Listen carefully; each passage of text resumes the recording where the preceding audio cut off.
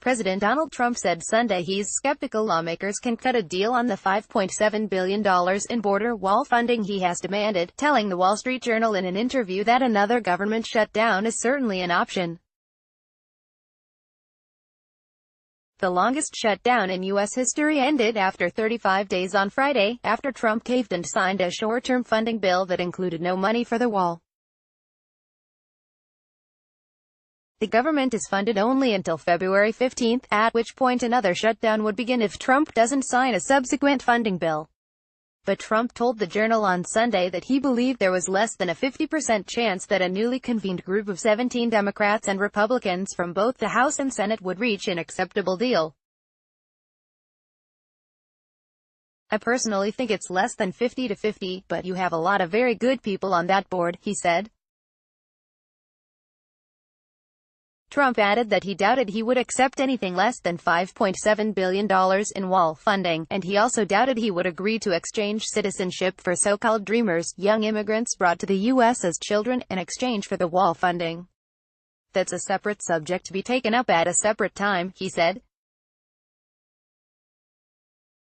Trump previously tried to exchange protection for dreamers with the wall, offering Democrats a 3-year extension to the Deferred Action for Childhood Arrivals program. Democrats scoffed at offer, complaining that such protections would only temporary, and that Trump himself was responsible for the program's termination.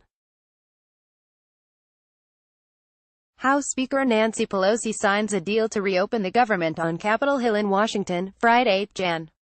25, 2019.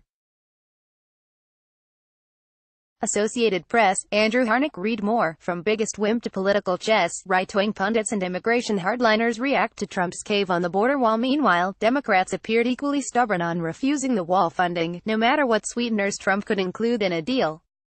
"Have I not been clear on a wall?" House Speaker Nancy Pelosi told reporters on Friday. "I've been very clear on the wall."